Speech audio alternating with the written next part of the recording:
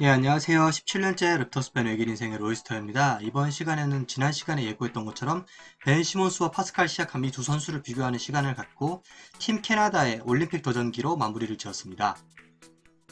먼저 벤 시몬스에 대해서 짧게 설명을 하자면 2016년 드래프트 1픽으로 화려하게 데뷔를 했습니다.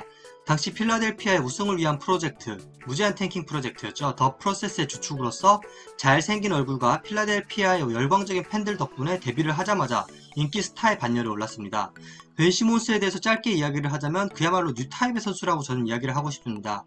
NBA를 보면서 이렇게 만능인 선수를 저는 그렇게 많이 보지는 못했거든요. 그리고 또 다른 의미로는 이렇게 슛을 안 쏘는 선수 역시 저는 처음 봅니다. 파스칼 시아캄은 벤 시몬스와 달리 그렇게 주목을 받는 선수는 아니었습니다. 동기임에도 불구하고 27번 픽으로 랩터스에 입단을 했습니다. 하지만 G리그에서 점차 담금질을 하면서 실력을 끌어올리고 3년차에 급성장을 하면서 기량 발전상을 수상을 하면서 랩터스의 우승에도 일조를 했는데요. 이제 카메룬 출신 그리고 중학교 때 농구를 처음 시작했다는 점 등 휴먼 스토리가 많아서 많은 팬들의 관심을 갖는 선수이기도 합니다. 파스칼 시아캄 같은 경우에는 현대 농구가 원하는 선수 그 자체라고 말씀을 드릴 수 있겠습니다. 민첩함과 사이즈, 슛터치, 그리고 수비력까지 다 되는 포워드고 이제 스몰 라인업에서 센터도 잠깐 봐줄 수 있는 선수입니다. 특히 랩터스 팬분들은 이제 시아캄의 이 스핀 무브, 사기적인 스피드죠. 이걸 보면서 되게 놀라워 하시는 분들도 많습니다. 이렇게 꽃길만 걸을 것 같던 두 선수가 이번 시즌 주가가 폭락을 하고 마는데요. 파스칼 시아캄 같은 경우에는 이제 경기의 승부를 결정짓는 클러치 샷을 무수히 날려먹었습니다. 또 이제 클러치 타임이 되면 우당탕탕 돌격을 하다 오펜스 파울을 먹고 팀이 지는 것을 그렇게 상황을 많이 말아먹기도 했죠. 벤 시몬스 같은 경우는 시즌은 괜찮았지만 이번 시즌 플레이오프에서 엄청나게 주가가 하락을 하고 말았는데요. 첫 번째로 34.2%라는 놀라운 자유투 성공률을 기록을 했고 나중에는 이제 자유투 쏘기가 무서워하는 그런 모습까지 보이면서 주가가 이번 시즌 끝나고 급하락을 하고 말았습니다.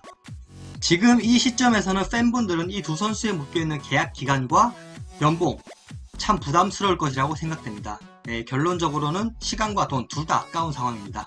일단 파스칼 시아캄이 부진을 벗어나기 위해서는 과도한 1옵션의 짐을 좀 내려놓는 것이 심적으로도 필요하다고 생각합니다. 실제로 카와이 레너드가 있었던 18-19 시즌엔 정말 좋은 효율을 보여줬던 선수였고 19-20 시즌에도 버블에 들어가기 전까지는 1옵션으로서 꾸준히 성장을 하고 있었던 선수이기 때문입니다. 하지만 문제는 지금 랩터스의 팀 구성상 시아캄보다 더 나은 스코어러라고 할 수 있는 선수가 없는데요. 이건 제 희망사항에 가깝지만 시아캄이 결장한 동안 게리 트렌트 주니어 그야말로 미친 활약을 보여줘서 자말 머레이급의 에이스로 성장을 해주면 좀 나아질 것이라고 생각됩니다. 예, 위기가 기회라고 지금 시아캄이 내년에 부상으로 상당 부분 시즌을 빠질 것으로 보이는데 이동안 좀 스코어러를 한 명 발전시켰으면 좋겠습니다. 벤 시몬스의 경우도 굉장히 간단합니다. 일단 시몬스가 슛을 쏘면 됩니다.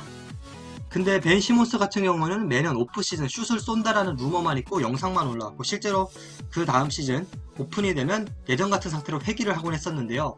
감독이 아무리 말을 해도 시몬스가 고치지 않았다고 합니다. 그렇다면 뭐 내년에도 슛을 쏠 가능성은 저는 없다고 생각합니다. 뭐 이쯤 되면 선수의 자존심에 대한 문제가 아닌가 싶기도 저는 좀 생각을 해요. 일단 두 선수를 비교를 했을 때 벤 시몬스가 현 시점에서는 시아캄보다 좀 더 클래스가 높은 선수인 것은 인정은 합니다.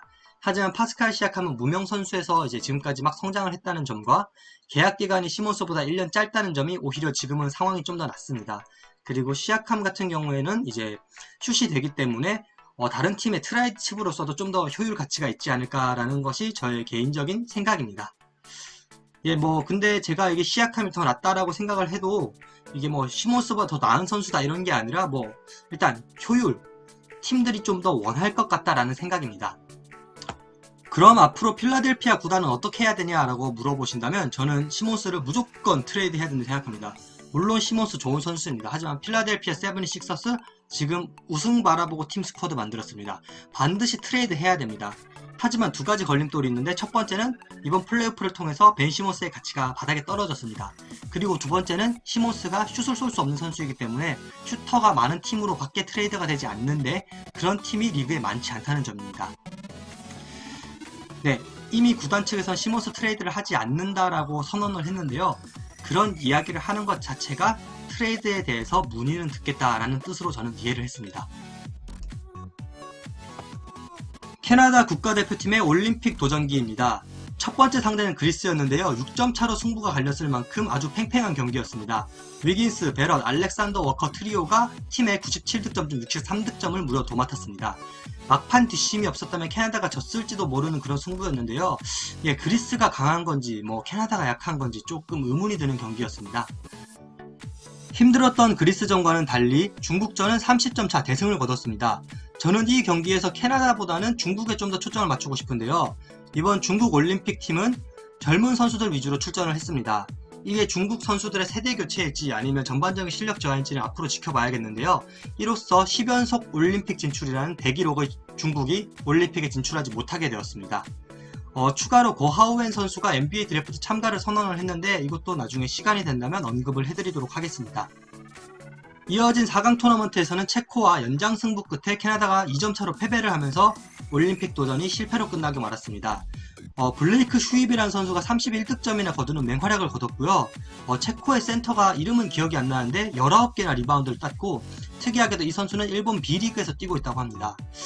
분명 캐나다가 올림픽 진출에 실패한 것은 되게 아쉬운 소식이긴 하지만 앞으로 자말 머레이와 샤이 길저스 알렉산더 국가대표팀에 합류한다면 분명 크게 달라질 것으로 보입니다.